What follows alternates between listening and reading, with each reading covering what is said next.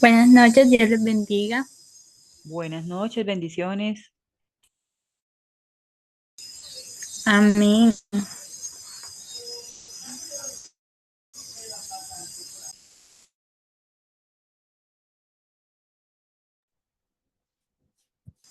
Compañeros, buenas noches. ¿Cómo están?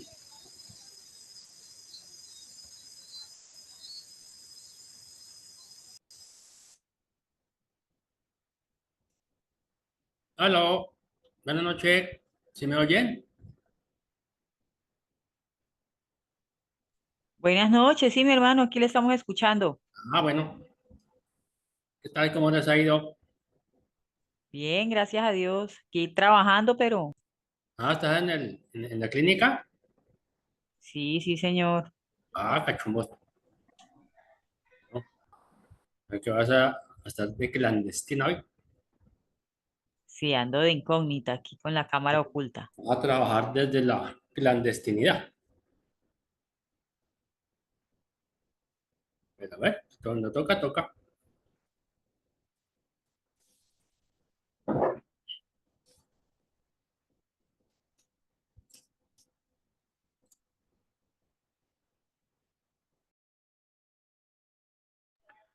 Buenas noches, compañeros, bendiciones. Buenas noches. ¿Qué tal? Buenas noches.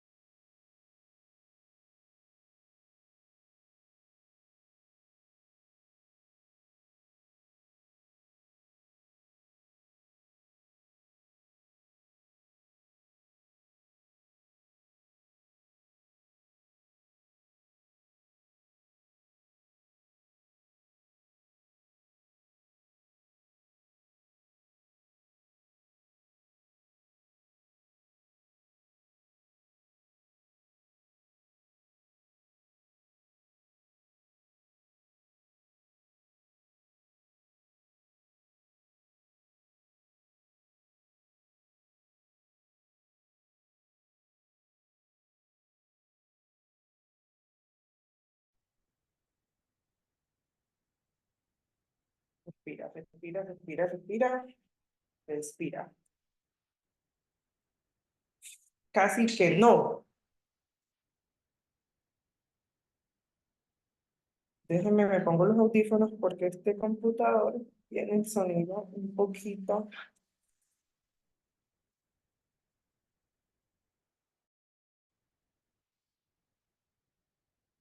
Ahora sí.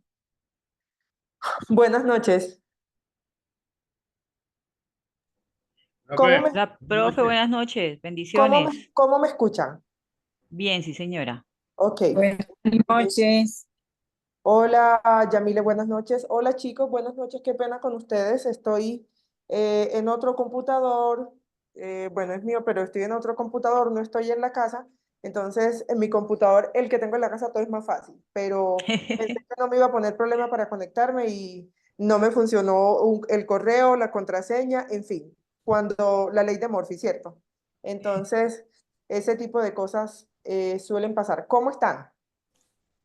Bien, profe, gracias a Dios, bien. Qué bueno, qué bueno. Ya estamos solamente después de este a dos encuentros que se acabe esto increíblemente, ¿cierto? Entonces, vamos con la clase del jueves, que ya son las exposiciones y nos quedaría pendiente, ay, no puede ser, nos quedaría pendiente la última clase. Yo no sé en qué momento esto salió volando de esta forma, pero bueno. Bueno, quiero escucharlos, quiero saber cómo van las exposiciones, quiero saber cómo van los grupos, quiero saber cómo están trabajando. Pues ahí vamos trabajando, profe, creo que vamos bien. Pues nos repartimos a la hora de la verdad Ujú. tareitas, nos Sí, asignamos está bien. tareas, que todos por efecto de tiempo pues, no Sí, podemos claro.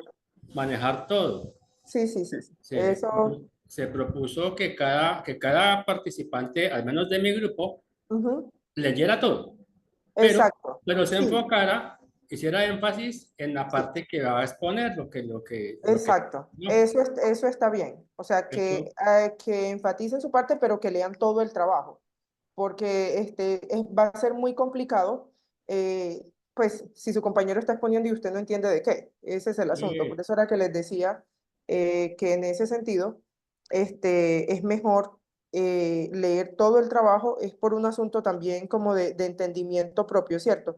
Porque así yo no estoy perdida, yo sé por dónde va mi compañero y pues si pasa algo, que esperemos que no, pero como les dije ahorita, la ley de Murphy, eh, entonces ya por lo menos otro va a poder cubrirlo. Entonces esa también es como la idea del asunto. que, Gracias, Juan. bueno, Cuéntenme los demás grupos, ¿cómo van? Yo no sé ese silencio qué significa. No, sí, profe, estamos ya trabajando, ya como estaba diciendo el compañero, pues Ajá, la tarea es leer todo, ajá, eh, ok, todo lo que, o sea, la lectura correspondiente que nos dieron en los grupos ujú, y repartirnos el trabajo, o sea, para sacar, para enfatizar más en lo que cada uno va a exponer.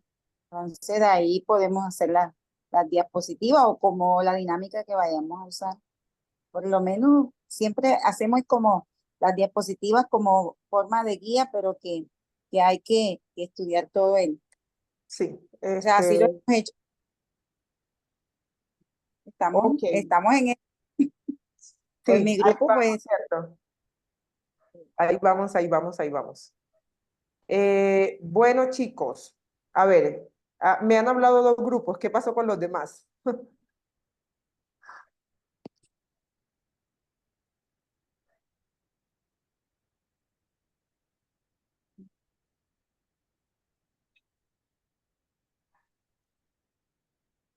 Me preocupa ese silencio, pero bueno, yo asumo que ustedes van a resolver el jueves.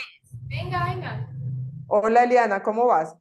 Bien, profe, el grupo en donde estoy, se están escogiendo del tema que nos tocó, se está escogiendo como las partes principales para organizar con ellas la diapositiva y ya todos estamos estudiando el tema para empaparnos como bien de todo.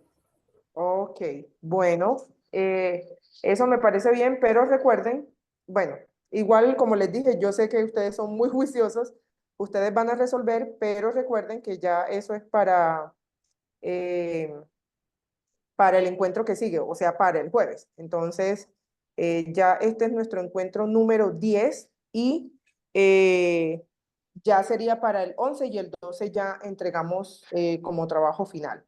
Entonces, bueno, chicos, hoy vamos a trabajar un tema que yo pensé que no me iba a dar tiempo, pero afortunadamente sí, y es que vamos a hablar un poquito de interpretación bíblica. Esa es una de las partes de introducción, de este curso de introducción a la Biblia, ¿cierto?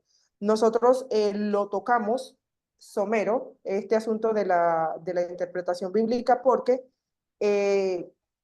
trabajamos lo que fue el recorrido interpretativo y de una nos metimos a géneros. Y cuando trabajamos géneros y recorrido interpretativo, trabajamos una actividad que ustedes iban a verificar cuál era el género del libro, cuál era el libro de la carta, cuál era el mensaje de Dios para el pueblo y cuál era la respuesta del pueblo, ¿cierto? Entonces, eso fue lo que tratamos en los géneros. Hoy vamos a tratar de hacer un pequeño recorrido por este asunto de la interpretación bíblica. Bueno, yo les decía a ustedes, y creo que no recuerdo si se los mostré, sino voy a mirar a ver si les paso la diapositiva un momentico. Después que hablamos de recorrido interpretativo, que eran como los 4 puntos básicamente que nosotros debíamos tener en cuenta para como hacer un trabajo hermenéutico completo, ¿cierto? ¿En qué sentido? De que cuando nosotros hablamos de interpretación bíblica, nosotros estamos diciendo que hay ciertos pasos que hay que seguir para no cometer tantos errores con este asunto, sí, al momento de interpretar la Biblia. ¿Por qué? Porque nos hemos encontrado con muchas cosas que al momento de predicar, de hacer alguna interpretación de un texto, las personas cogen los textos así, como decía un profesor nuestro, a la topa tolondra. Y eso no es tan así. ¿En qué sentido? En que la Biblia tiene como ciertas pautas o ciertas cositas que nos ayudan a entender este asunto de la interpretación bíblica. Entonces, vamos a ver, yo les quería mostrar algo, vamos a ver si la tengo por aquí, una diapositiva que les quería mostrar que básicamente resume este asunto básicamente resume este asunto de recorrido interpretativo que ustedes vieron conmigo en el encuentro número 4. Déjenme y yo abro aquí, a ver si la tengo aquí, para no devolverme a buscar tanto eso, sino que si la tengo acá, se las muestro de una vez.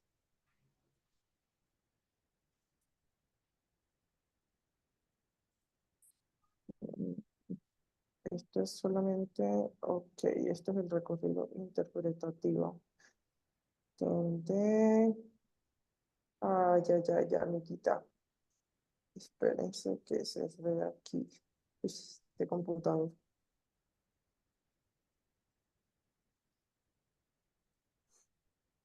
Regálenme un segundito. ¿Qué es esto? Listo.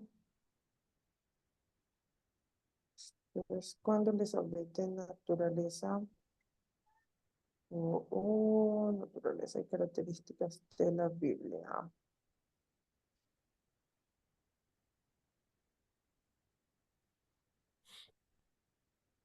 Denme un segundito, qué pena con ustedes, por favor.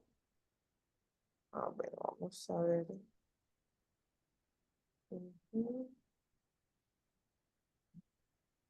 Quería saber si la tenía aquí. No, aquí no está. Ya se la voy a mostrar. Es que quería mostrarles una diapositiva donde resume en lo que es el recorrido interpretativo, pero pensé que la tenía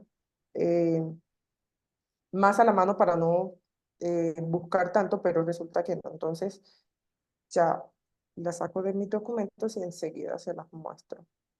Esto es fundamentos de interpretación. Y el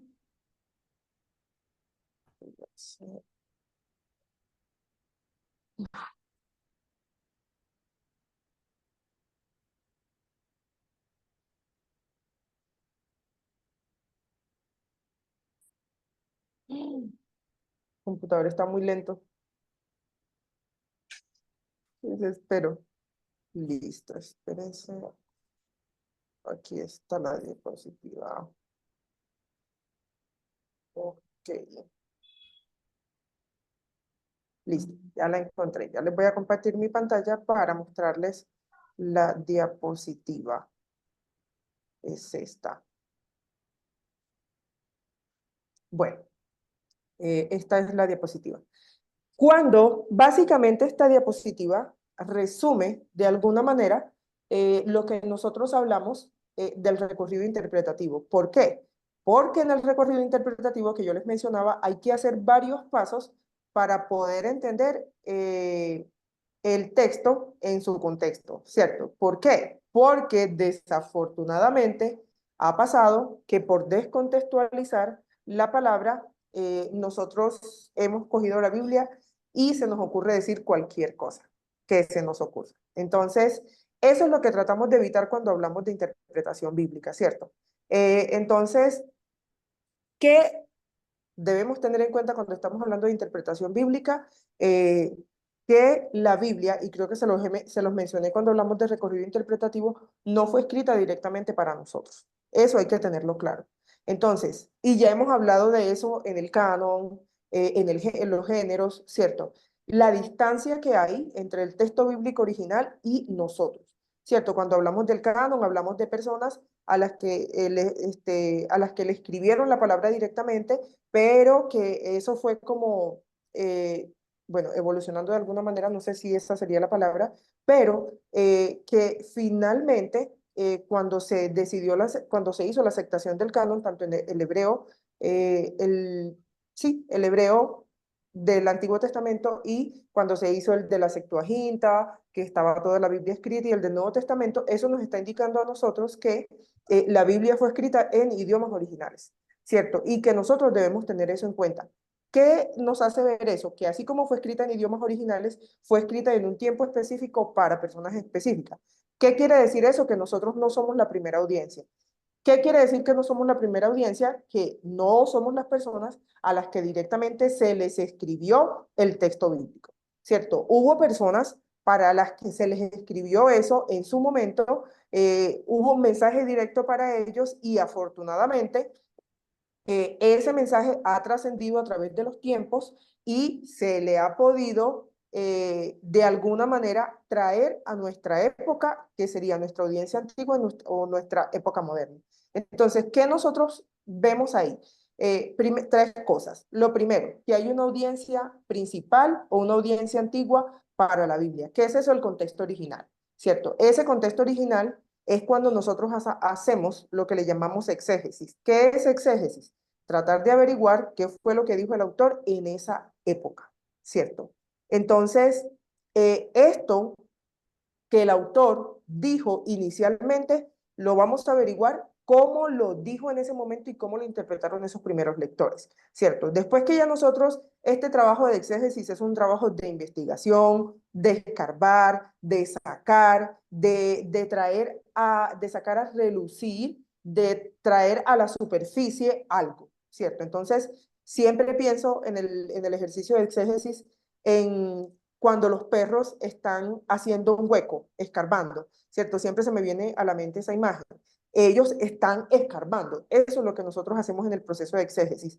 ¿Por qué estamos escarbando? Porque queremos, después de ese proceso de tanto escarbar, sacar a flote qué fue lo que el autor dijo.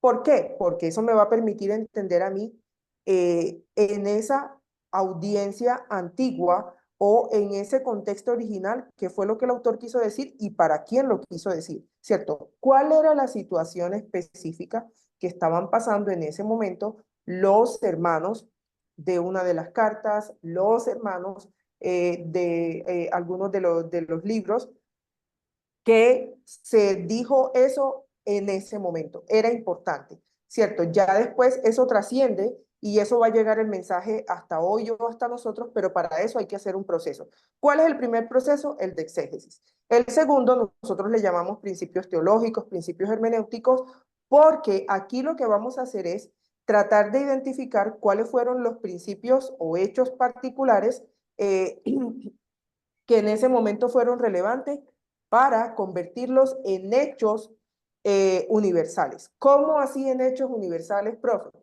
Que eso traspasa tiempo, traspasa lugares y traspasa, mejor dicho, todo. ¿Por qué? Piense en el concepto de misericordia en la Biblia. Ese concepto de misericordia se aplica a la primera audiencia, ese concepto de misericordia se entiende en Latinoamérica y ese concepto de misericordia se entiende en Medio Oriente, se entiende en el continente europeo, se entiende en el continente africano. Eso quiere decir que trasciende, que pasa, ¿cierto? Que traspasa barreras. ¿Por qué? Porque aunque hay que averiguar el concepto o lo que quiso decir el autor en la época original, así nosotros sacamos ese principio y ese principio se hace entendible para todos. Entonces, eso es lo que estamos tratando de hacer con la Biblia. Independientemente del idioma en que esté escrito, si está escrito en inglés, no sé, en cualquier idioma, cada audiencia va a tratar de sacar lo que para los receptores modernos, es decir, nosotros hoy, es relevante. ¿Por qué? Porque después de la Biblia haber sido escrita, después de tantos años, sigue siendo relevante hoy. Si no, ni ustedes ni yo estuviéramos aquí, ¿cierto? No habría necesidad porque, pues, o sea, ya dijo lo que tenía que decir allá, ya aquí no tiene ninguna relevancia, entonces, ¿para qué trabajamos con ella hoy? ¿Cierto? Entonces, ya después que sacamos esos principios teológicos o esos principios particulares que se convierten en universales, lo traemos a nuestra época, ¿cierto? ¿Cómo lo traemos a nuestra época? Esa Biblia que ha sido, como dice ahí, leída, enseñada y predicada en un contexto moderno o en nuestro contexto hoy. Ese mensaje que tuvo relevancia para el pueblo de Éfeso en ese momento, ¿qué nos puede decir a nosotros hoy? ¿Cierto? ¿Cuál es la invitación que el texto me está haciendo? Pero para eso hay que estudiar. ¿Por qué? Porque nosotros podemos, miren, o sea, el ser humano creo que fue lo mejor que Dios se pudo inventar porque es un ser extremadamente inteligente, tanto que es capaz de voltear la arepa en cualquier momento, ¿cierto? Usted siempre ha oído decir que los colombianos son las personas más hábiles e inteligentes para la maldad, ¿cierto? O sea, el colombiano es pilo, el latino es avispado, ¿cierto? Pero así como se usa, la inteligencia para cosas buenas se usa para cosas malas, se puede usar para cualquier cosa, ¿cierto? Entonces, y tanto así que ustedes han escuchado que se han creado muchas corrientes teológicas que son bíblicas, que uno escucha el mensaje y uno dice, ve, ¿y de dónde sacaron eso? ¿De dónde lo sacaron? De la Biblia. ¿Por qué lo sacaron de la Biblia? Porque descontextualizaron un mensaje, sacaron un versículo, el que les convenía, y con ese versículo hicieron y deshicieron. ¿Y qué hicieron? Tan inteligentes son que enredaron a la gente y que la gente se quedó con eso, ¿cierto? Entonces, hemos visto, creo que en el correr de los tiempos, cómo se ha tergiversado el mensaje del Evangelio, ¿cierto? Cómo en el camino, no sé en qué momento nos perdimos, que el Evangelio se volvió un asunto más de forma que de fondo, que se volvió un asunto más de religiosidad y de legalismo que del mensaje que tenía Jesús, que aceptamos en la iglesia al uno, pero no aceptamos al otro, que le mostramos amor al uno, pero que no le mostramos amor al otro, y no sé dónde en los evangelios nosotros encontramos ese tipo de cosas, que encontramos en los evangelios cosas que nos pegamos de cosas para decir es que esto es así y esto no es así. Por ejemplo, el texto que mencionaba Caterine en la clase pasada, el de que la mujer calle en la congregación. Saque ese versículo fuera del contexto, vea, usted le va a dar para que diga lo que quiera.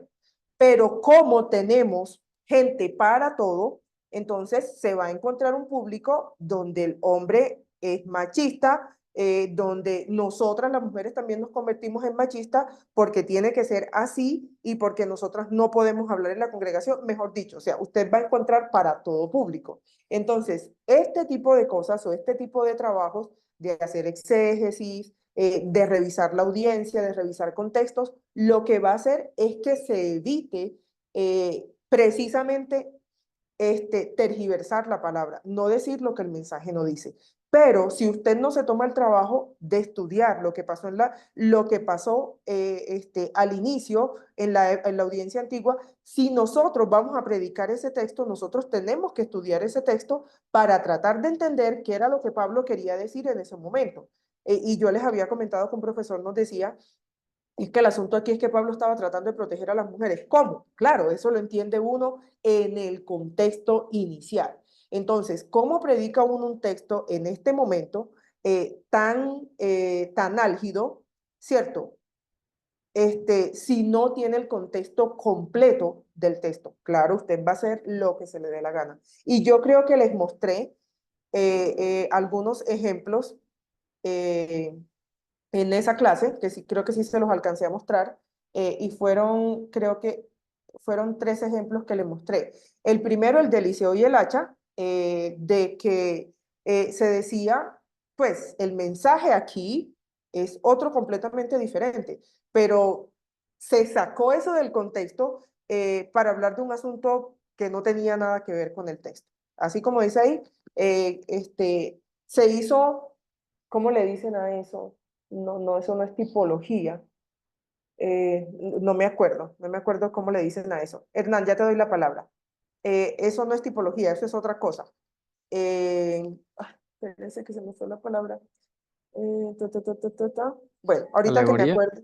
Alegoría, gracias, sí, alegoría. Bueno, hay una figura literaria que es alegoría, que eso es otra cosa, es una figura que existe, pero lo que se hace es alegorizar con el texto, ¿cierto? Se saca el texto, vamos a ver, yo por aquí creo que tengo algo de eso. Bueno, eso se menciona en los errores de interpretación y es el de alegorizar. De hecho, todos tienen mucha relación. Las personas relegan el texto para reflexionar sobre otro significado más allá del mismo del texto. ¿Qué hacen? Que, como dice abajo, se ignora todo lo literario e histórico del texto al sacar el texto de su contexto, donde usted puede hacer que cualquier pasaje o porción de la escritura diga lo que usted quiere que diga. Entonces, eso es un peligro que nosotros cometemos o eso son errores de interpretación bíblica que nosotros hacemos cuando nosotros no estudiamos la palabra como es. Yo le tengo pavor. Bueno, ya se me ha ido quitando más el miedo, pero a predicar. ¿Por qué? Porque a veces como que, ay, yo digo, o sea, qué pereza, porque yo sé que me tengo que poner a estudiar, porque yo no voy a decir cualquier cosa, prefiero no predicar. ¿Cierto? Prefiero de verdad no hacerlo, porque yo no voy a decir algo que el texto no está diciendo y yo no me voy a meter en un lío. ¿Por qué? Porque si usted dice algo que el texto no está diciendo, la otra persona, si no es capaz de estudiar la Biblia, se va a quedar con eso. Entonces, imagínese la responsabilidad que uno tiene o que ustedes en este caso tienen con eso. Otro, pues sí me pareció sacado no sé, de un mundo de ciencia ficción, y es con Génesis 3 con el asunto de la serpiente.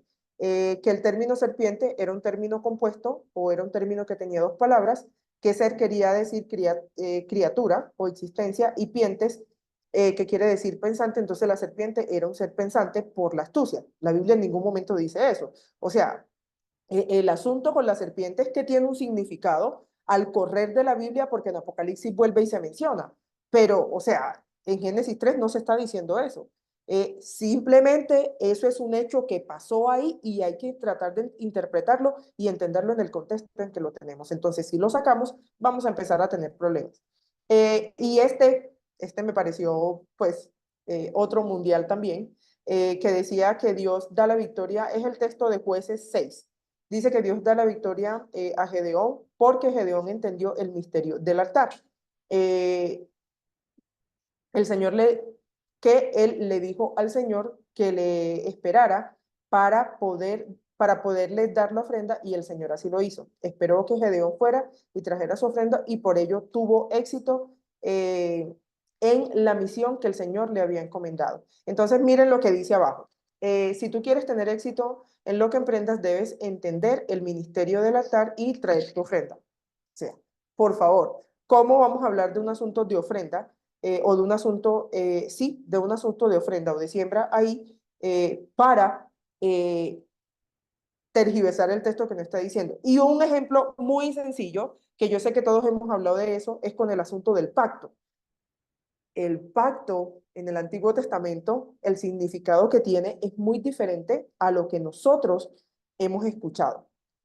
¿Qué hemos escuchado o qué han escuchado ustedes de hablar del pacto? Si ustedes han escuchado algo que sea, pues que no tenga que ver claramente con el significado correcto, pero ¿qué han escuchado ustedes acerca del pacto? Cuando han oído predicaciones extrañas acerca del pacto. Levanten la manito, por favor, y yo les doy la palabra, que no tengo la pantalla completa.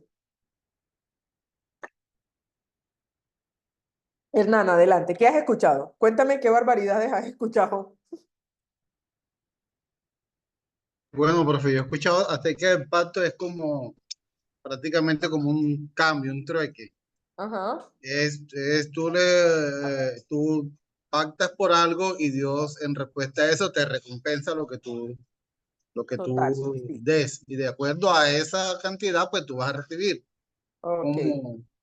como Oh, un trueque. sí, exactamente. Tú vas a recibir la recompensa, por decirlo de alguna manera. Juan Carlos.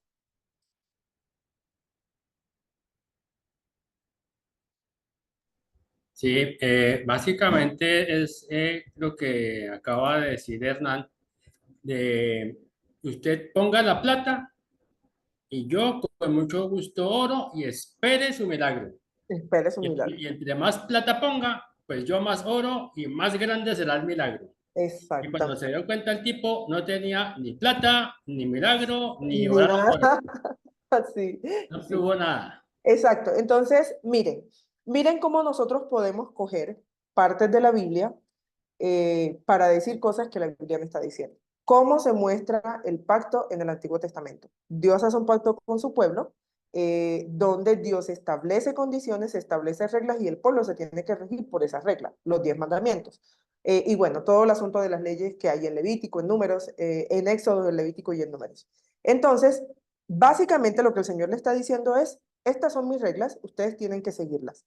¿Qué es lo que pasa con el pueblo de Israel a través de todo el tiempo, de toda la historia del Antiguo Testamento? Que Dios les dijo una cosa y ellos siempre terminan haciendo otra. ¿Qué hace eso? Que ellos terminen estrellándose siempre, porque Dios tiene que terminar sacando la cara, porque ellos están haciendo lo que Dios no ha dicho que hagan. Entonces, siempre termina Dios, ya como pasa en la época de los jueces: ya me tienen hasta aquí, o sea, ya no sé qué más hacer con esta gente. Cualquier parecido con la realidad es pura coincidencia.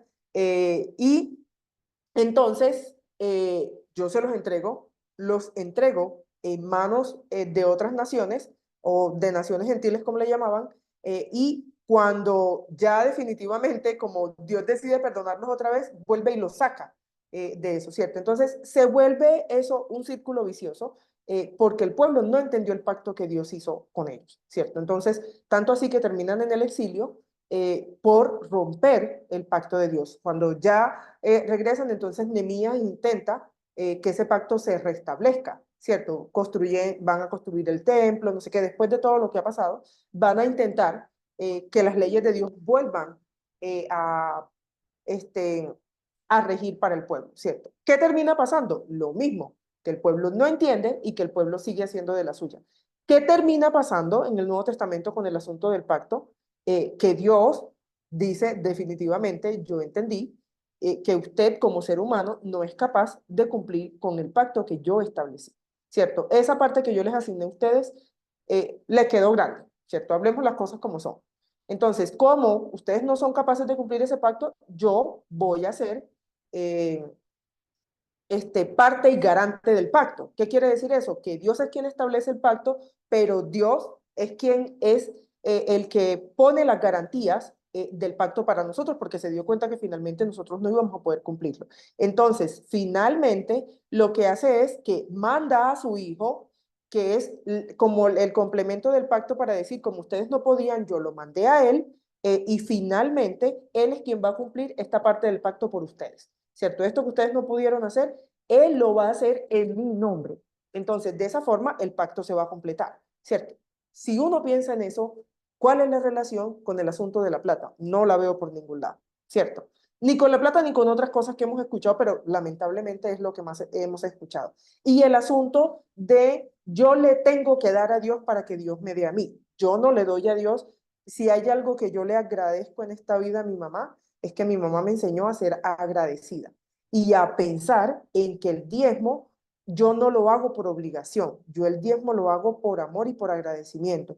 ¿Por qué? Porque, primero, el pastor, el que está en la iglesia, está trabajando y él se merece su salario, igual que la gente que trabaja en otro tipo de trabajo. Pero yo aporto o yo doy en agradecimiento no a lo que Dios vaya a hacer. Yo no le voy a torcer el brazo a Dios para decirle, Señor, lo que pasa es que necesito comprarme un apartamento de 200 millones de pesos. Entonces, yo te doy el 10% de lo que vale el apartamento, que son 20 millones de pesos, y tú me das el apartamento. Trato hecho, Señor. Pues eso no funciona así, ¿cierto? Yo le doy a Dios porque yo estoy agradecido o agradecida por lo que Dios ya hizo por mí. ¿Qué hizo? Pues, o sea, se despegó de su hijo, lo mandó a que muriera por mí en la cruz para librarme de mis pecados. Vea, si uno no agradece eso, no sé qué más uno puede agradecer. Entonces, ese es el asunto cuando nosotros torcemos la interpretación de un texto. A eso nos lleva, a decir cosas que el texto no está diciendo, a decir cosas que la Biblia no está diciendo, y a esa historia de la salvación, mejor dicho, darle un giro que no tiene, ¿cierto? Yo no le doy a Dios porque Dios me vaya a dar. Yo le doy a Dios por lo que ella le hizo por mí. De hecho, yo pienso en el trabajo del pastor y yo a los pastores les deberían pagar mucha plata, porque es que aguantarse a tanta gente tan pesada, no, qué pecado. Pues, o sea, tratar de tratar de entender a tanta gente que todo el mundo tiene un mundo en la cabeza y cada uno está tirando para su lado. No, eso me parece súper complicado, ¿cierto? Entonces, yo personalmente, el pastor de la iglesia en Cartagena es amiguito mío y yo le digo, uy, no, flaco, yo no sé, tú cómo eres capaz de aguantarte a esta gente en la iglesia, porque ya yo los hubiese mandado más de uno que se tirara por un puente, porque yo no tengo paciencia para eso, o sea, a mí me encanta dar clases, yo amo a los niños en el colegio y yo siento que yo tengo paciencia con ellos, pero tratar con tanta gente tan diferente, no, o sea, uno termina pensando en que eso es un trabajo muy duro. Entonces, o sea, ¿por qué si yo estoy viendo la labor que está haciendo, que es una persona que Dios ha escogido para que cuide de mí aquí, por qué yo me voy a negar a darle a Dios? Pues, y una miseria, porque es el 10%, bueno, los que tenemos o los que pensamos en el diezmo, es el 10% de lo que me gano, eso no es nada. El 10% de un sueldo uno se lo gasta en una salida. Entonces, pensar en eso, ¿cierto? Entonces, otra vez, este tipo de cosas lo que le hacen a uno es ver que hemos cogido textos, pasajes de la Biblia y los hemos torcido porque hemos dicho lo que nosotros queremos que digamos. Y voy a decir una última cosa con esto y ya le doy la palabra a Juan. Yo asistí a una iglesia que yo no iba entre semana, yo iba solo el domingo. Y el domingo, cuando en la iglesia entre semana había pasado algo, una pelea, no sé, o algo, yo me enteraba el domingo, yo iba con otra amiga. ¿Por qué nos enterábamos el domingo? Porque el pastor el domingo cogía un texto para regañar a la gente, ¿cierto? Una cosa es exhortar y otra cosa, coger la Biblia de pretexto para hacer para que la Biblia haga lo que yo quiera, ¿cierto? Eso es muy diferente. Entonces, ya como con mi amiga nos mirábamos y decíamos, bueno, nos vamos a enterar del chisme, después que nos enteremos del chisme, leemos el pasaje que él dio y nosotras, ya yo me encerraba como en el texto, lo leíamos las dos y después que salíamos hablábamos del texto. Yo no tenía necesidad de entre semana para enterarme de lo que pasó en la iglesia entre semana, porque ya él había dicho que había pasado y ya había regañado a la gente, ¿cierto? Entonces, esos son asuntos que uno dice, O sea, yo espero el domingo para venir a la iglesia porque quiero escuchar la palabra de Dios y que Dios es tan bueno que aún así me permitía escucharla. eh, Porque si hay algo que yo he aprendido en este asunto de la teología, es que Dios habla como quiere y a través del que quiere, ¿cierto? Así la persona está diciendo cualquier barbaridad, Dios habla a través de su palabra definitivamente. Yo decía, Señor, yo entendí eso, pero, o sea, no, qué pereza. Yo vengo el domingo para que este señor a mí me eche el chisme de lo que pasó en 3 semanas. Yo no me quiero enterar de eso, eso no es problema mío, ¿cierto? Resuélvalo con los hermanos que hubo el problema, pero coger la Biblia de pretexto para eso, no, por favor. O sea, no es para eso la Biblia. La Biblia es para predicar el Evangelio, ¿cierto? Lo que Dios nos dejó ahí para hacerlo. Entonces, este tipo de cosas hace que nosotros tergiversemos el mensaje. Juan, Sí, Juan el profe. micrófono, allá. Ya, sí, profe, hablando de, usted mencionaba de la responsabilidad frente a un público, mis ovejas, no las mías, sino las del pastor, pienso que es algo absolutamente delicado. O sea, tal Total. cual como usted lo dice, de pararse frente a 5 personitas, no importa Ay, sí, cuántas sí, sean, sí, señor, total. a dar un mensaje bíblico, a mí bueno, me espeluca, vea. Sí, para mí es de mucha, mucha responsabilidad. Y pienso que los pastores o quienes son de verdad pastores, no los predicadores, pastores, tienen en su corazón el amor por lo que están haciendo, Ujú, entienden su llamado y que su llamado es a cuidar ovejas. Dentro de ese cuidar ovejas, ¿qué hay?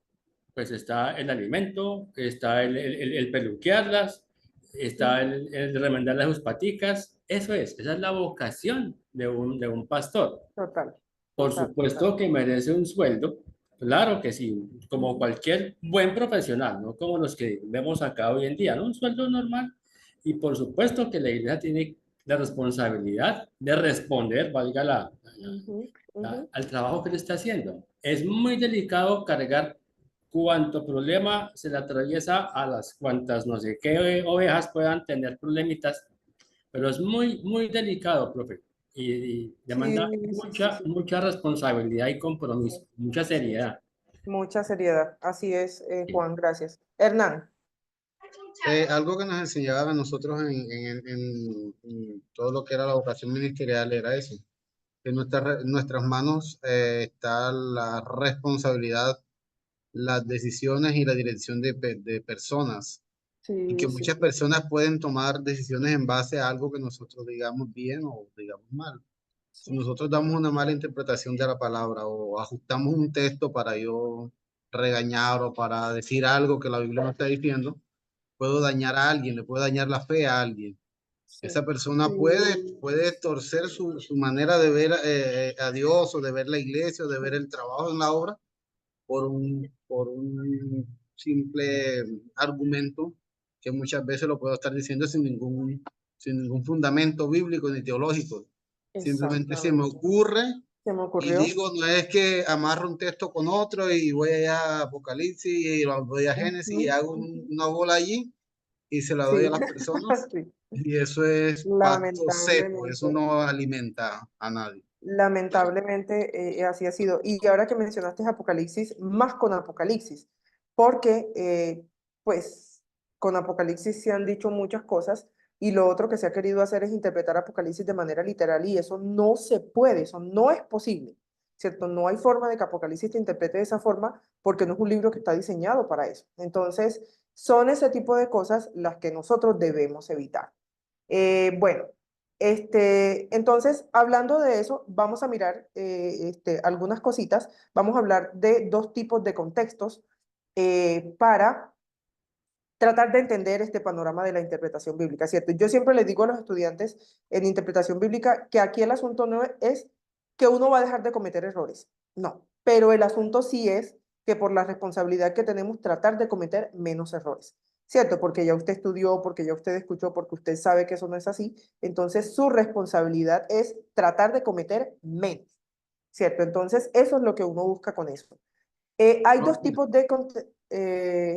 Hernán. Disculpe, no, yo tengo todavía, nos tiene embarazado con lo del hacha, yo. No vaya a terminar las Bueno, clases sin no, eso.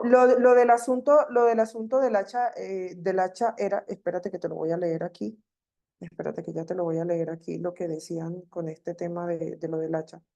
Espérate. Bueno, mira lo que dice, te voy a te voy a compartir pantalla para que alcances a mirar lo que dice acerca, pues que me pareció sacado de, no sé qué película, pero bueno, mira lo que dice acá. Dice que el asunto con el hacha es, eh, simboliza el ministerio, eh, ta, ta, ta, sino que es prestada, así son los ministerios prestados. Y como no hay obediencia al Señor, se van a ir al fondo del mar. Es decir, como los ministerios se van a ir al fondo del mar por falta de desobediencia, eso va a generar un fracaso. Entonces, que hay ministerios que se han ido al fondo, pero el Señor los va a sacar de allí de modo milagroso. Pero necesitas la palabra de un siervo o de un profeta, y entiéndase profeta en este momento, y esa es la palabra que se está predicando. Bueno, yo no quería mostrar de dónde provenía eso, pero se me olvidó quitarlo. Pero el asunto es eso, ¿cierto? Que Todos entonces, sabemos de eso, profe. sí, entonces es ese tema con que nos ponemos a decir que es que yo necesito la palabra de no sé quién. Si el Señor nos dejó la palabra, miren, si hay algo que yo tengo claro es que el Señor puede hablar a través de otra persona. Claro que sí lo puede hacer, ¿cierto? Por eso hay predicadores, por eso hay maestros.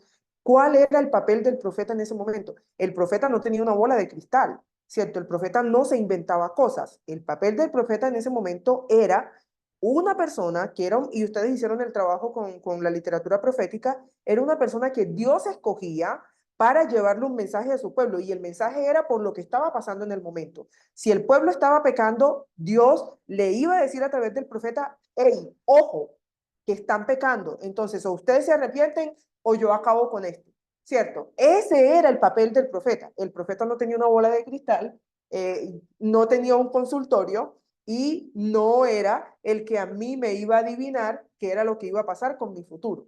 Pues si eso fuera así, muchas cosas yo no las hiciera porque yo me relajo, ya yo sé que yo en el futuro voy a tener esto y lo otro, entonces pues yo no trabajo, yo no estudio, ¿cierto? Yo no voy a hacer cierto tipo de cosas porque yo digo, ¿para qué las voy a hacer si ya me están diciendo que va a pasar más adelante? ¿Cierto? No, eso no tiene ningún sentido.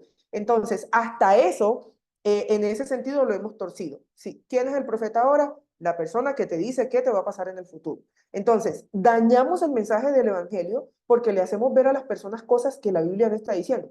Por ejemplo, parece el asunto con la enfermedad con los cristianos. Ves que nosotros somos seres humanos y como somos seres humanos nos enfermamos, ¿cierto? Entonces, eso puede pasar. Nosotros nos tenemos que morir en algún momento, ¿cierto? Eso va a pasar. ¿Por qué? Porque nosotros somos seres humanos, somos hijos de Dios, y el camino que vivimos en esta tierra es diferente precisamente por eso, porque somos hijos de Dios, pero seguimos siendo seres humanos. Entonces nosotros no estamos metidos en una cápsula, en una bola, sí, en una cápsula o en una burbuja donde al cristiano no le va a pasar nada. Entonces, lo que hacen es, este tipo de personas, es dañarle la fe a la gente, porque te están diciendo que Dios te va a dar casa, carro y beca, que tú como cristiano no puedes pasar hambre, que tú no te puedes enfermar, que a ti no te puede pasar nada, porque es que tú eres hijo del Rey de Reyes y del Señor de Señores. Una cosa no quita lo otro. O sea, Dios nos puso en este mundo y nosotros somos seres humanos. ¿Cómo quitamos eso? No hay forma, ¿cierto? Si no, entonces pues yo no me enfermara, yo no me deprimiera, yo no me voy a morir, sino que yo voy a ser eterna hasta que el Señor venga. No, eso no es así. Entonces, cuando hacemos ese tipo de cosas, tergiversamos el mensaje del Evangelio y le dañamos la fe a la gente. Entonces, ponemos el nombre de Dios en el suelo porque decimos cosas que la Biblia no está diciendo, que el Evangelio no está mencionando, ¿cierto? Entonces, eso es un peligro y con eso hay que tener cuidado, porque hay gente que no va a ser como usted, que se va a poner a estudiar teología o que no va a llegar a su casa después de la escuela dominical a estudiar un texto. No lo va a hacer. Entonces hay que tener cuidado con ese tipo de cosas. Queridos míos, nos vamos a ir a nuestro descanso. Y ahora que regresemos, vamos a hablar de contextos. Vamos a hablar de contexto, del contexto histórico, que sería como lo que hace alusión a la primera parte de la audiencia antigua, y vamos a hablar del contexto literario, que es lo que nos va a permitir entender al texto o en el contexto en que está dentro de la Biblia. Entonces, vamos a mirar esas dos cositas. Nos vemos en 10 minuticos. ¿Listo? Vamos a dejar de grabar aquí. Vida.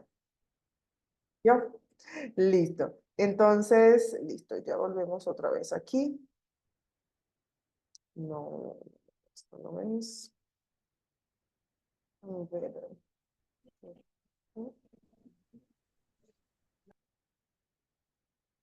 Parece que esta sí es. Ah, ¿por qué me pone la misma onda? Vamos a quitarla. A quitar la otra para que no me la muestre.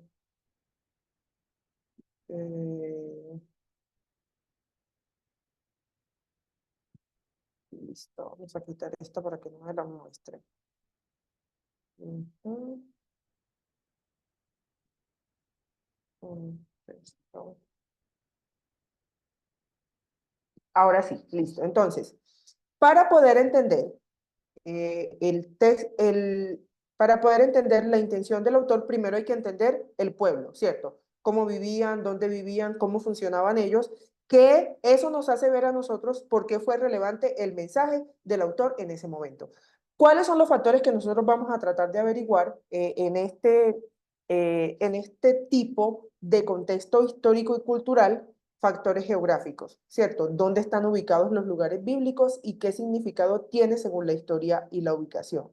¿Cierto? Nosotros, lo que les enseñó Jova sobre geografía, entender dónde está metido Israel y que es una cosita de nada, o sea, es una nación que no es grande, o sea, no tiene básicamente nada, pero cuando nosotros entendemos los aspectos geográficos de Israel, entendemos muchas cosas.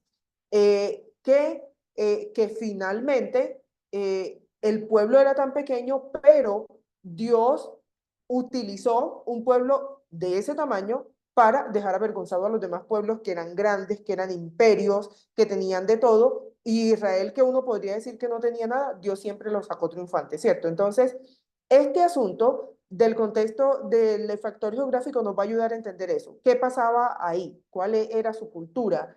¿Cómo funcionaban ellos? ¿En qué creían? ¿Cierto? ¿Por qué? Porque eso hace parte de sus costumbres. Factores políticos. ¿Cómo funcionaba su gobierno? ¿Cierto? ¿Cuál era el estilo de gobierno que había? Si nosotros pensamos básicamente en el Antiguo Testamento con el pueblo de Israel, el estilo del gobierno era monoteísta. Había, perdón, era monoteísta, ¿no? Era como si era un solo rey porque Dios era la figura religiosa, pero también era la figura política. ¿Por qué? Porque era quien ponía las leyes y las normas para el pueblo. Entonces, era un gobierno donde había una sola persona, un solo ser que gobernaba. Si pensamos en las otras naciones, también, ¿cierto? Porque en la forma de gobierno en esa época habían súbditos, habían no sé qué, pero siempre había un rey que era el que comandaba.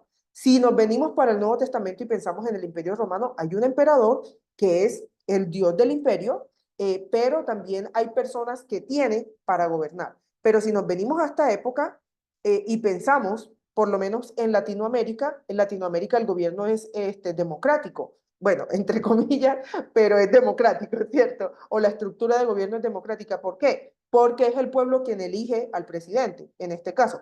Todavía tenemos países como España, donde hay rey, aunque en España hay rey y hay presidente, pero todavía tenemos países, Inglaterra, donde el asunto político se rige por las familias, ¿cierto? Entonces murió la reina Isabel en Inglaterra, entonces ahora sigue el príncipe Carlos, ya después del príncipe Carlos entonces van a venir los hijos, uno de los hijos porque el otro renunció a la corona, ¿cierto? Todavía tenemos formas de ver que hay distintos gobiernos y eso nos ayuda también a entender un poco la dinámica que hay en los países, porque un gobierno que funciona con un rey, que realmente es una monarquía, funciona diferente a un gobierno que es democrático.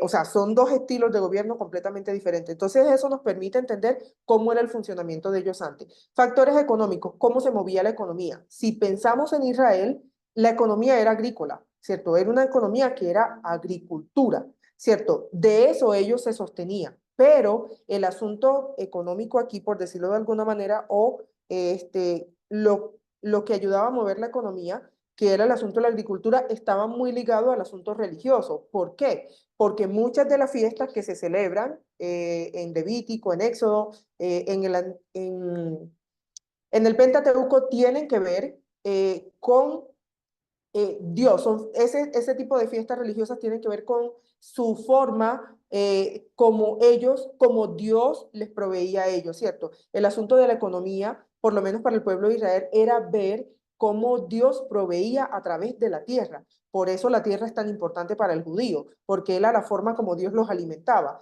Y muchas de las fiestas, otra vez, tienen que ver con la agricultura, con el asunto de la tierra, ¿cierto? Factores sociales. ¿Cuáles eran las costumbres de ese pueblo? ¿Cierto? ¿Cómo ellos se relacionaban con los demás? ¿Cuál era su forma de vivir? ¿Cierto? Y pensemos solamente en Colombia.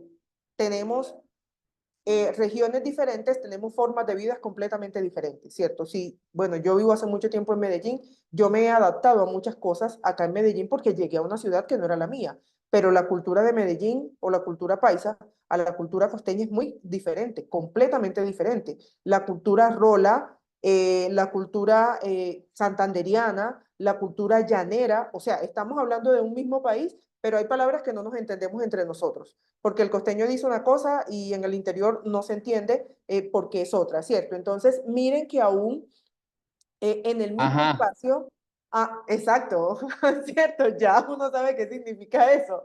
Entonces, en el mismo espacio, ¿cómo ya usted hemos me visto? entendió ya. Claro, total, ¿cierto? En el mismo espacio, cómo tenemos formas de hablar diferentes, cómo tenemos costumbres de vida diferentes, cómo tenemos formas de alimentarnos diferentes, ¿cierto? Y estamos en el mismo país, ¿cierto? Ahora pensemos en continentes tan lejanos. Nosotros no tenemos absolutamente nada que ver con el Medio Oriente, ¿cierto? Es una cultura, empezando por el idioma, porque no hablan igual que nosotros. Las costumbres son muy diferentes a las de nosotros, ¿cierto? La distancia que tenemos, o sea, los países occidentales son en asuntos de cultura completamente diferentes a los países del Medio Oriente. La cultura es muy diferente, ¿cierto? Probablemente todavía habrán lugares donde se les coge esposa a los hijos. Haga usted eso aquí en Colombia para que vea que el hijo le brinca encima. Entonces, miren que son asuntos que tienen que ver con la cultura, con las costumbres, que no tienen nada que ver con nosotros, ¿cierto? Entonces, por esa razón, nosotros tenemos que pensar o que tratar de entender qué pasó en ese momento. Y esto nos ayuda. Otra cosa es el asunto del factor religioso. Si era un pueblo que era monoteísta, si era un pueblo que era politeísta, si creían en un solo Dios, si creían en varios dioses. Hay pueblos que, mejor dicho, creían hasta en el sol, en el gato, en el no sé qué, en el no sé qué. O sea, muchas formas de creencias que para ellos son válidas, ¿cierto? Pero para el judío no, porque el judío creía en un solo Dios y pare de contar. Entonces, este tipo de asuntos nos van a ayudar a entender a nosotros un mensaje cómo fue entendido para el pueblo de acuerdo a las condiciones en las que ellos vivían, ¿cierto? Pablo siempre, o cuando le escribe, cuando escribe en sus cartas a sus destinatarios, a las iglesias, Pablo conoce el contexto al que le está escribiendo. Él sabe por qué razón le está escribiendo o por qué le está hablando a Filipenses de falsa doctrina. Juan sabe por qué le está hablando a los judíos y a los gentiles de anticristo, ¿cierto? Hay lenguajes que se entienden porque en ese momento algo estaba pasando que era relevante que se tratara ese tema. Entonces, este asunto del contexto histórico nos va a ayudar a entender eso, a ponernos en los zapatos de los destinatarios iniciales. Otra cosa tiene que ver con el contexto general. Este contexto general, ¿qué nos va a ayudar a entender? ¿Cuál fue la razón por la que el escritor, valga la redundancia, escribió el mensaje, ¿cierto? A quiénes se lo escribió y cuál fue la razón por la que se lo escribió. ¿Qué tratamos de averiguar en el contexto general? ¿Quién es el autor? La fecha en la que se escribió el libro, la carta. Este asunto con el autor bueno, ya después del tema de la aceptación del canon, pero hay libros en la Biblia donde se dice que el autor es desconocido. Por asuntos de estilos literarios, hay autores eruditos, estudiosos de la Biblia, que dicen que esto se le atribuye a tal persona, por esto, esto y esto, este se le atribuye a tal otra por esto, esto y esto, o hay personas que dicen, eso no se le atribuye a ninguno porque no tiene nada que ver con ninguno de ellos, ¿cierto? Hay muchas versiones encontradas, por decirlo de alguna manera. Lo mismo en cuanto a la fecha. Puede ser que la fecha en la que se dio el mensaje sea diferente a la fecha de redacción del libro o de la carta, ¿cierto? Esos son dos cosas diferentes. ¿A qué fecha nos iríamos más nosotros? A la fecha en la que se escribió el mensaje, porque esa fecha nos va a ayudar a entender qué era lo que estaba pasando en ese momento, ¿cierto? No sé, si pensamos en el 2020 y 2021, en este tiempo, estamos haciendo referencia a la pandemia, ¿cierto? Se escribió mucho sobre la pandemia. Ya en este momento, sí, quedaron secuelas de la pandemia, pero usted no puede estar hablando de la pandemia porque ya en este momento no es el contexto en el que estamos. Entonces, el contexto en este momento no nos permite, o si hablamos de la pandemia, tiene que ser para hacer alguna alusión a algo que sea relevante a nosotros en esta época, ¿cierto? Por ejemplo, hablar de las secuelas que dejó la pandemia, en fin. Pero ya nosotros no podemos hablar de pandemia porque fue una época que ya pasó. Entonces, si algún escritor lo hizo en ese momento, aludió al tema en ese momento. ¿Cuál era la situación que ellos estaban pasando?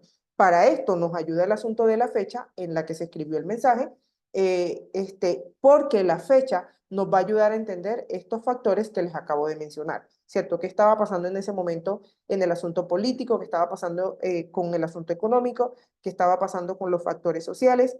¿Qué estaba pasando con el asunto religioso? ¿Y dónde estaba ubicado el lugar, ¿cierto? Esa ubicación geográfica nos ayuda a entender en medio de qué estaban, acompañados de quién estaban, y también esta ubicación geográfica nos ayuda a entender los aspectos económicos, si era un puerto, si era un lugar marítimo, si era un lugar que tenía cerca carreteras, en fin, ¿cierto? Miren que son cosas que nos ayudan a entender esto. Entonces, bueno, yo quiero que hagamos un ejercicio, a ver si nos da tiempo de hablar de contexto literario.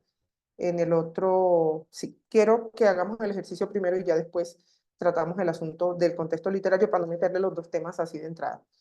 Vamos a hacer un ejercicio así, muy cortico. Ustedes trabajaron cuando hablamos de géneros literarios con Jonás, y hoy vamos a trabajar con Jonás y con Tito. Y vamos a averiguar con esta carta y con este libro de la Biblia, a ver qué información encontramos del contexto histórico-cultural y del contexto general, ¿cierto? Entonces, eso es lo que vamos a hacer ahorita. Vamos a ver cuántos grupos nos salen. Aquí hay 13. ¿Quién más entró? Bueno, yo tengo que mirar ahorita quién más entró porque yo ahorita solamente tenía 11 estudiantes y ya ahora entró uno más. Ok. Bueno, vamos a dividir los grupos para que ya ustedes vayan a trabajar. Salas de grupos pequeños. Vamos a hacer 3 salas. A ver si hacemos 4 en cuántas nos salen. 1, 2, 3, 3, 3 y 3. Perfecto. Entonces, bueno, se me olvidaba decirles. En esta parte del contexto general hay otra cosa que tenemos en cuenta, y es que, bueno, eso de pronto uno lo pensó para tratar de entender cómo funciona la carta o el libro, y es hacer un resumen y hacer un bosquejo. ¿Para qué un resumen de un libro, de una carta de la Biblia? Para que nos dé el panorama completo de lo que se está hablando ahí, ¿cierto? Entonces, otra vez, este asunto del contexto general nos va a ayudar cuando vayamos a trabajar el contexto literario, porque en el contexto literario uno va a mirar cómo funciona ese texto tan pequeño en medio de toda la carta o de todo el libro. Pero para entender eso, usted tiene que leerlo todo. ¿Qué procuramos o qué procuro yo hacer en interpretación bíblica? Resumen. Que la gente saque un resumen para que ya le quede en la cabeza la información de qué trata el libro o la carta completa, ¿cierto? Para que no tenga la información como sectorizada, sino que tenga toda la información completa, porque cuando uno va a estudiar un texto, Entonces, ese texto lo va a entender uno en medio del libro en el que está, o en medio de la carta en el que está, ¿cierto? Yo no puedo entender el texto en Filipenses, de todo lo puedo en Cristo que me fortalece si no he leído toda la carta, porque si no he leído toda la carta, lo descontextualizo, que es lo que hemos escuchado, ¿cierto? De este pequeño versículo hemos escuchado miles de cosas, pero miles de cosas han tenido que ver con que lo han descontextualizado. Entonces, pero para yo poder entender a qué hace referencia Pablo con eso, yo tengo que leer la carta de Filipenses completa. Otra cosa que hacemos es que hacemos un bosquejo. Cuando pensamos en un bosquejo, pensamos en hacer dos tipos de divisiones. Una división mayor o general, es decir, yo tengo en cuenta los grandes bloques del libro de la carta y tengo en cuenta las subdivisiones. Por ejemplo, nosotros vamos a hablar de la violencia en Colombia, pero resulta que ese tema de la violencia en Colombia, que es el tema general, tiene, voy a decir cualquier cosa, violencia de niños, violencia de mujeres, violencia de hombres y violencia de jóvenes. Entonces, el autor me abre a mí un tema y me dice, aquí yo voy a hablar de la violencia en Colombia. Cuando yo empiezo a leer, efectivamente encuentro información de la violencia en Colombia, pero también me voy a encontrar que primero habla sobre la violencia de las mujeres, madres, cabezas de familia. Estoy diciendo cualquier cosa. Después, en otro fragmentico, o en otra subdivisión me habla acerca de la violencia contra los niños. Después en otro fragmento me habla acerca de la violencia sobre las minorías. Después en otro fragmento me habla sobre la violencia en los padres, cabeza de familia. Entonces, miren que yo estoy, o que el autor a mí me está hablando en ese bloque grande de la violencia, pero me está haciendo subdivisiones para decirme que en ese bloque grande hay varios temas, ¿cierto? ¿Qué tiene uno en cuenta para hacer los bosquejos cuando está trabajando un texto? Uno tiene en cuenta cambio de personajes, cambio de lugar, acciones, frases transicionales, cambios, por ejemplo, temporales. Si el autor me está mencionando aquí la hora novena y acá me menciona la hora tercera, si el lugar aquí, y si el autor aquí me está mencionando la playa en, no sé, en San Nicolás y acá me está mencionando el centro comercial no sé qué, ¿cierto? Me hace cambios, me dice, Isaura, ya aquí voy a cambiar de tema. Entonces, me está llevando de un lugar a otro. O esas frases transicionales que utilizan, ¿cierto? No sé, cuando viene hablando de algo y resulta que va a retomar de eso para seguir y me dice, de acuerdo a lo que venía diciendo, tal cosa, ¿cierto? Me dice, el contexto que tienes es el que tienes antes, pero ahora eso te va a servir para que entiendas esto, ¿cierto? Bueno, les dije lo de los cambios de personajes, los cambios de acción. Jesús viene caminando en Galilea y de pronto se va al monte a orar. Estoy diciendo cualquier cosa, ¿cierto? Pero hay un cambio de acción. El autor me está diciendo que inmediatamente ya me está hablando de otra cosa. Entonces, esos son los tipos de cosas que nosotros debemos tener en cuenta cuando estamos haciendo un bosquejo. Cuando estamos hablando de libros grandes, las personas que predican, como son libros extensos y probablemente no va a tener tiempo para leerlos todos, normalmente lo que hacen es que buscan información de los bloques. Yo creo que yo les mostré un libro, no se lo puedo mostrar aquí porque no estoy en la casa, pero el libro de cómo leer la Biblia libro por libro. Ese libro tiene seccionados todos los libros de la Biblia y tiene bloques donde a uno le explica, por ejemplo, no sé, Génesis 1 del 1 al 12, Génesis del 12 al 20, ¿cierto? Les explica las grandes secciones. Entonces, si usted no tiene tiempo para hacer el bosquejo, entonces, por favor, lea en este tipo de literaturas el bloque donde está el texto que usted va a trabajar. ¿Por qué? Porque esto le ayuda a usted o le va a dar un panorama general de lo que quiere, le va a dar un panorama general del bloque donde se encuentra su texto y eso le va a ayudar a entender su texto en el bloque en el que está. Habiendo dicho eso, ahora sí, Juan. Profe, también hay algunas Biblias, algunas de estudio, que traen un bosquejo y orientan en la introducción a cada libro sobre cómo va a ser hablan un poquito Total. de lo que dijimos ahorita, ¿no? Y pues cuando el libro es muy grande, un libro de Isaías, por ejemplo, pues es complejo hacer un resumen sin haber Ujú. leído pues todo. Sí, claro, La claro. ponga Entonces, uno se apoya las- en ese tipo de literatura, ¿cierto? Bueno, ya aquí estoy cambiando los nombres para los grupos. Este es el contexto general. Entonces, Jonás, vamos a hacerlo solamente con Jonás porque ya increíblemente son las 8:30. Aquí el tiempo nos rinde. Esto es resumen de Jonás. Y un bosquejo de Jonás le toca a este último grupo. Bosquejo de Jonás. Listo. Entonces, a ver aquí. Benito y Juan Carlos. Benito Guzmán. Benito. Hola, Benito. Hola, señor, buenas noches. ¿Estás teniendo problemas con el internet? Hasta el momento no. Porque Yo entré pero entraste tarde, ¿cierto? Porque yo ahorita no te vi ahorita que tomé lista en- no te vi en la pantalla. eh, llevaba 15 minutos, a las 7:15 entré. Ok, ok.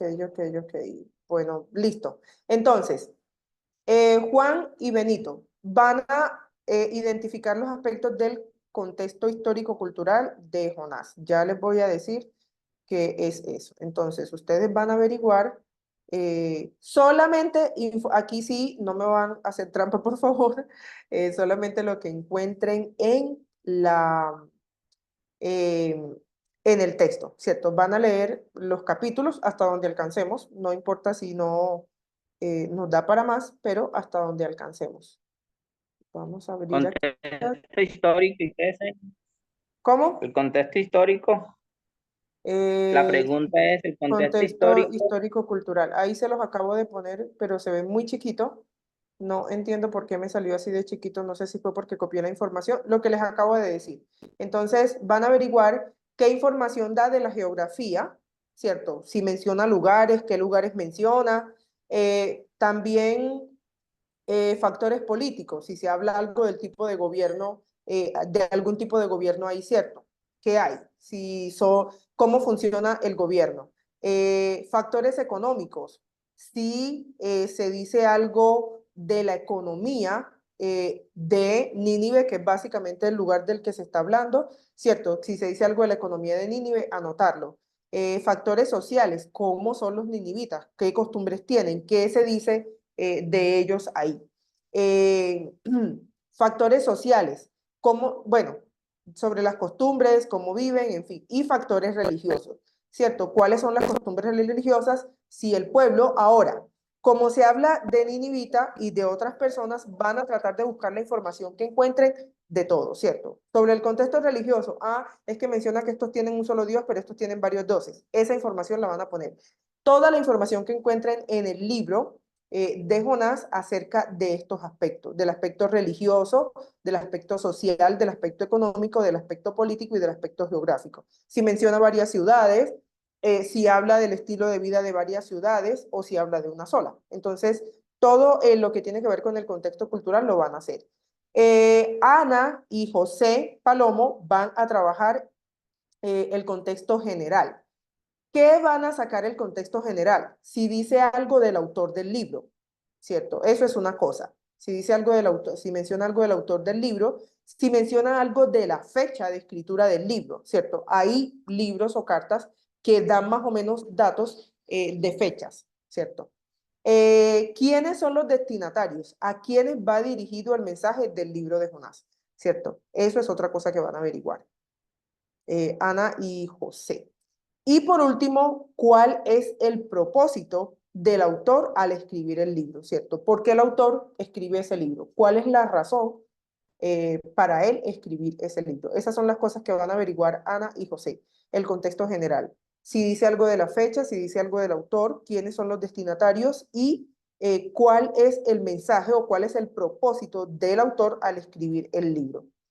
Hernán David y Yamile van a hacer un resumen, van a intentar hacer un resumen del libro de Jonás, ¿cierto? Solamente son 4 capítulos, entonces van a leerlo. Yo les voy a dar 20 minutos para que trabajen. Vamos a ver hasta dónde alcancemos, ¿cierto? No se van a enredar, que es que estoy apurado con el tiempo, no. Empiecen a trabajar y hasta donde alcancemos le hacemos. Entonces, van a hacer un resumen. Este resumen no puede tener más de 15 renglones. Mínimo 10, máximo 15. No más de ahí, ¿cierto? Entonces, van a tratar de condensar entre 10 y 15 renglones de qué trata el libro de Jonás. Esa tarea es para Hernán y para Yamile. Y por último, para Carlos, para Dianis y para Eliana, van a hacer un bosquejo del libro de Jonás, ¿cierto? Ustedes verán a ver cómo lo hacen, pero me tienen que hacer 2 cosas. Sacar bloques generales o bloques mayores y sacar subdivisiones de los bloques que saquen. Cuando ustedes van a trabajar en bloques o van a pensar en hacer bosquejos con bloques, ustedes pueden decir, a mí me parece que en el capítulo se abarca un solo tema, eso lo dejo en el capítulo. Ah, pero venga, es que a mí me parece que el tema que empieza a tratarse en el capítulo 1 no termina al final del capítulo 1, sino en el capítulo 2, versículo 5. ¿Cierto? Estoy diciendo cualquier cosa. ¿Por qué? Porque aquí lo que quiero es su criterio, ¿cierto? Más que usted piense y que al leer usted identifique que esa parte general de dónde hasta dónde va.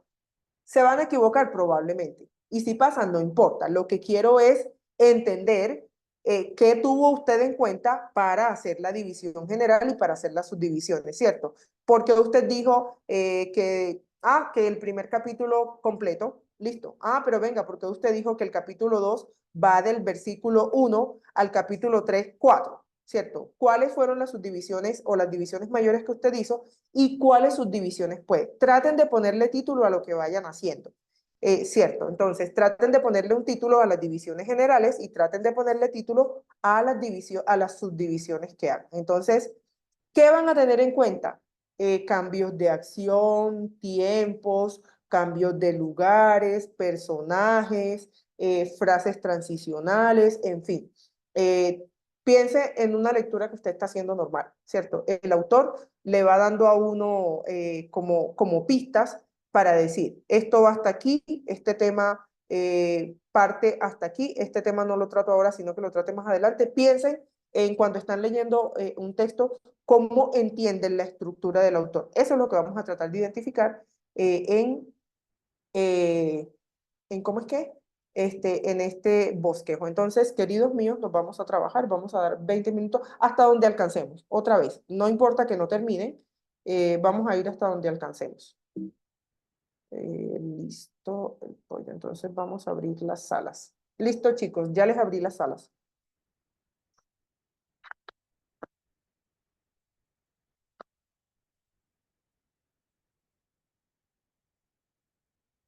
Acéptenme la invitación, por favor. Yo, Perdón, ajá. Pero era una ciudad grande, ¿cierto? sí, Era sí, una o ciudad sea, grande. y tendría todo lo posible dentro de una ciudad grande en esa época. Ok. ¿Sí? Hay otro Calles, dato que nos da acerca de la economía de Nínive cuando el rey dice, bueno, esos sí, son como datos que uno saca, ¿cierto? Cuando él dice que va a mandar a ayunar a todo el mundo. ¿Qué creen ajá, sí. a qué hace referencia ese dato con la economía? También estaba basada en parte de ganadería, Exactamente. Ok. bueyes y ovejas. Ujú. Los animales abundantes en ese momento. Pues, eso es lo que aquí se refiere en el texto. También nos notamos, y se revuelve un poquito ahí la cosa, Ujú. porque les ordena que se abstengan también de otros alimentos. O sea, estaba Ajá. Ok. las carnes, ¿cierto? Ajá. Pero Ujú. dice ahí mismo, no se les dé alimento, ni beban agua, y cúbranse de silicio. Y los animales, ¿qué? Cubran hombres y animales. Pues puede haber, no solo era carne lo que comían, hay Exactamente. otras cosas Exacto. que, Ok. volviendo al interior de la ciudad, que era enorme, que dice que son 3 días Ajá. a pie para recorrerla, era bastante grande. Entonces, había muchos sitios de mercado, esa era su economía. Ok. Cuando habla de que el rey Ujú. manda a hacer ese ayuno, pero estamos hablando de monarquía. Totalmente. Estamos ¿Sí? hablando de aspectos políticos. Sí, ya Ok. estamos en la política. Está hablando de Ajá. que el rey era quien tomaba las decisiones y daba ese tipo de órdenes. Excelente. Que a su vez Ajá. correspondían a cierta connotación religiosa. Ajá. ¿Por qué? Como fuera su contexto religioso, tenían Ajá. un concepto sobre el ayuno, ¿cierto? Y Excelente. Ok. sobre maldad, sobre que algo estaba mal, que eso Ujú. estaba especialmente fuerte. Entonces el rey dice, no, venga, esto está complicado, hagamos ayuno porque tenemos que Ajá. organizar esto. Entonces ahí nos damos Ok. cuenta que están haciendo ese tipo de cosas. Un rey eh, que tenía mucha influencia en lo religioso, Ajá. ahí ya cubre otro aspecto, ¿no? Ajá. ¿Qué más estábamos hablando? Sociales, aspectos sociales. ¿Qué creen que dice el texto acerca de cómo era el comportamiento de los ninivitas? Bueno, pues eran desordenados, Ajá, exactamente. eran Malo. muy Eran parranderos, malos, Peores. muy eran malos. parranderos seguramente. Sí, no, Eran parece que malos. había como, o lo que uno puede interpretar, metido acá en nuestro, Ujú. eran muy dados al desorden. Tal vez Ajá, por una falta de una religión seria, ¿no? De algo serio, una convicción seria. Iban como borreguitos por ahí, sí, sin mayor sí, complique, sí. y no tenían noción de Yo, bondad o de yo creo, maldad, sino simplemente hacían, pero resultó que estaban haciendo las cosas chuecas. Sí, eran malos. Sí, eso Sí, sí. creo que hace parte como de la cultura, una cultura pagana también. Sí, claro. Eso hace parte de los aspectos sociales también. Ok.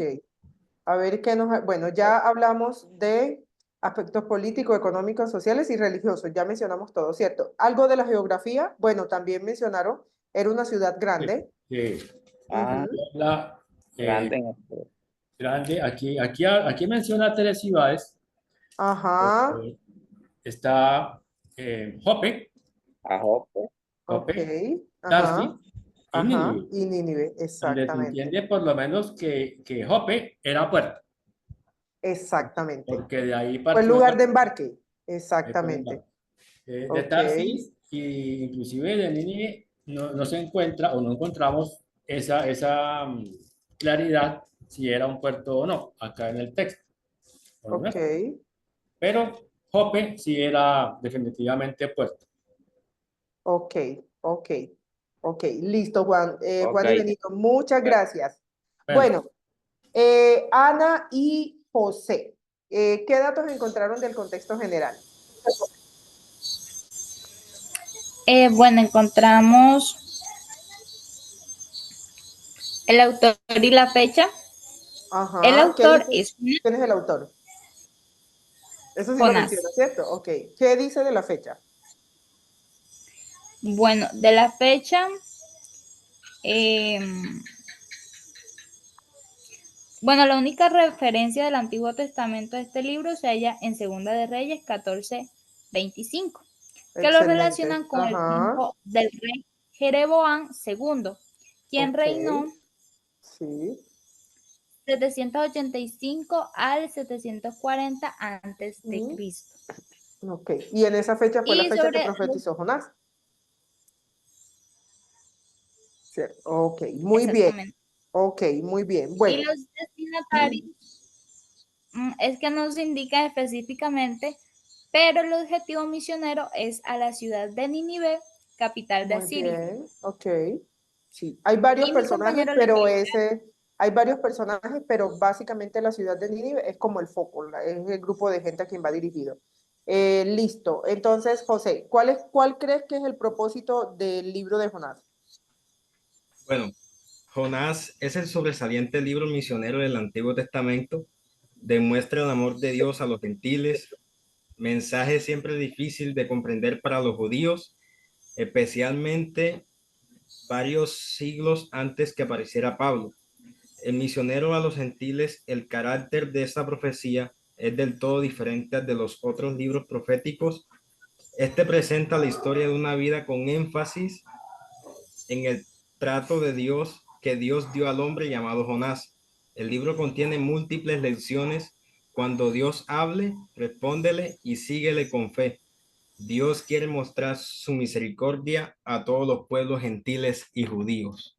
Ok, básicamente el propósito de Jonás tiene que ver con misericordia de Dios para un pueblo que es gentil y que según Jonás, bueno, por otras cosas del contexto, Dios no debería tener misericordia de ellos, ¿cierto? Entonces es más o menos eso. Gracias, chicos.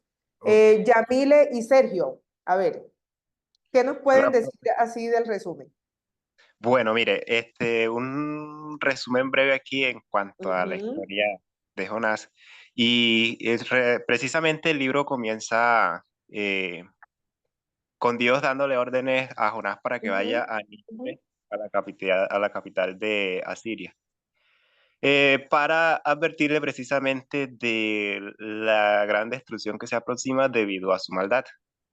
Eh, pero sin embargo, Jonás se niega a obedecer y huye en un barco con dirección opuesta hacia donde Dios lo había enviado.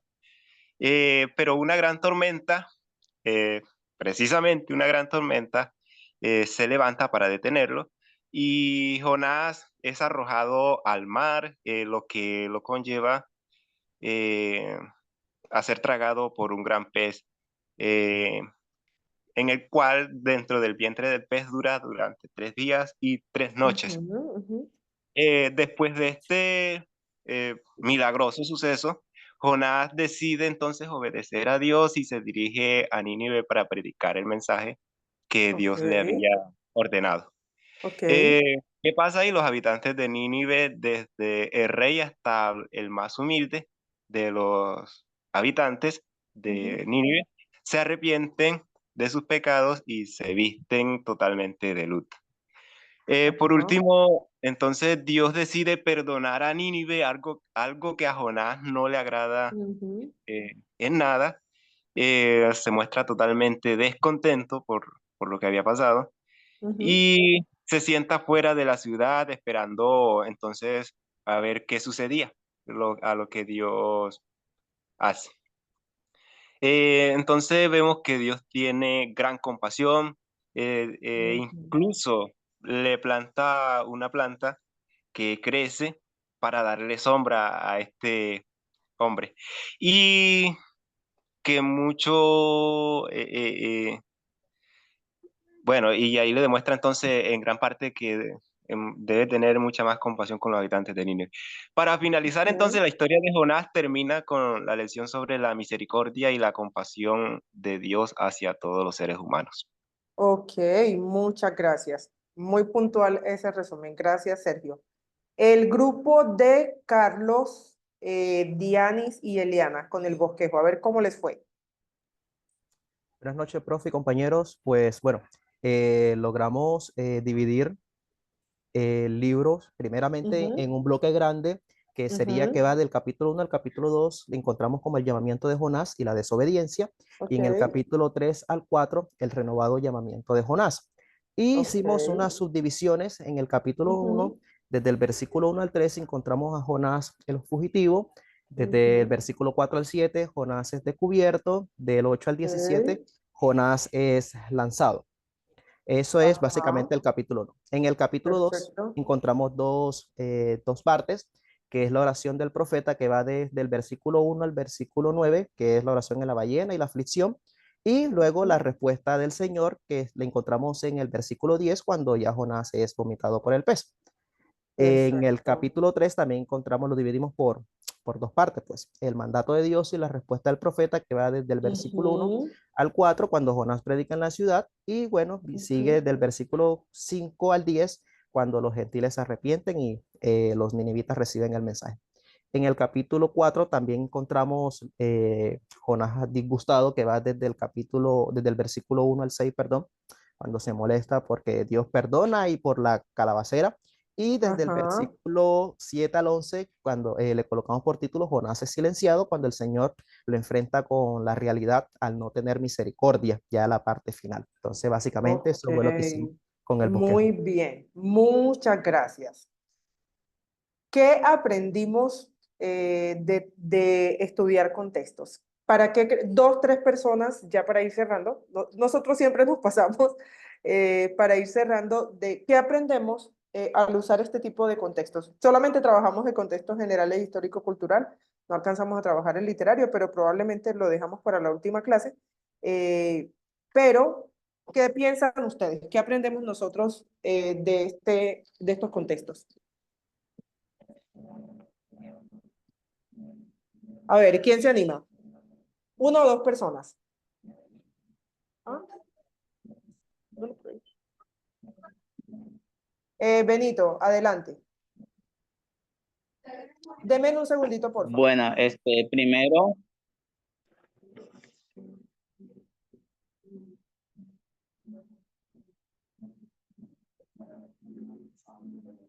Listo, Benito, dale. ok, señor, gracias.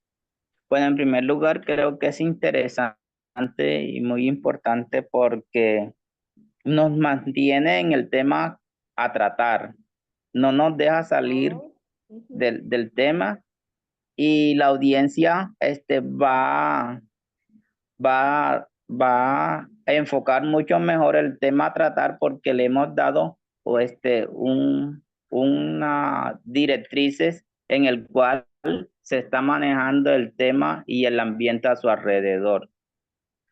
Ok, ok. De Tanto hecho, siempre... históricamente, cultural, Ajá. entonces es muy interesante. Ok, de hecho yo siempre procuro que cuando estamos haciendo este tipo de ejercicio, por eso les dije, solamente van a trabajar con la información que tienen en el texto, no más, ¿cierto? ¿Por qué? Porque uno procura ser muy exacto con la información que encontramos. Gracias, Benito. A ver, ¿quién más?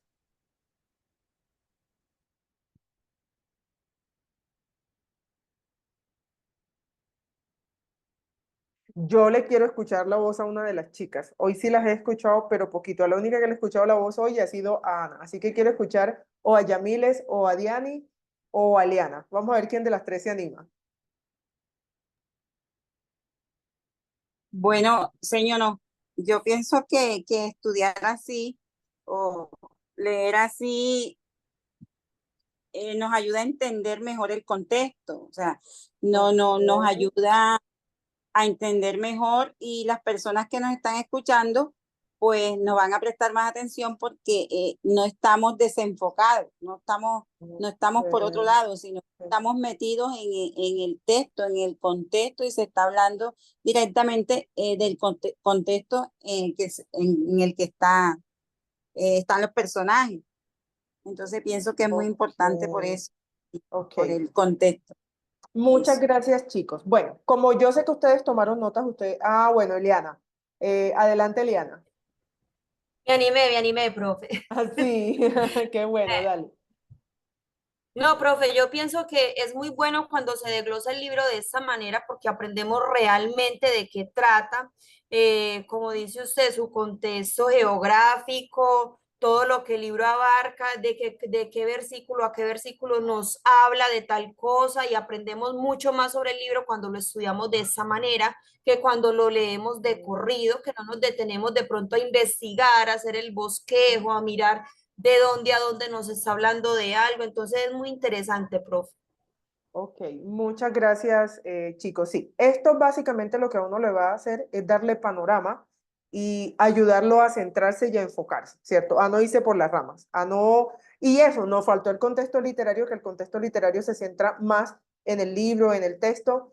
Si nos da tiempo en la última clase, hacemos algo del contexto literario porque me parece un tema también bien interesante, pero lo que quería con esta clase era que ustedes notaran que sí hay cosas que hay que tener en cuenta para trabajar un texto bíblico, ¿cierto? Que esos mensajes que sus pastores se demoran tanto, se meten, que a veces no saben por dónde sacarlo, les lleva tiempo. ¿Por qué? Porque quieren dar una palabra responsable a la iglesia, ¿cierto? No darle a la iglesia algo que haga que su fe se vaya por otro lado o que entiendan cosas que el texto no está diciendo y que tergiversemos el contexto que tenemos de Dios, ¿cierto? ¿Por qué?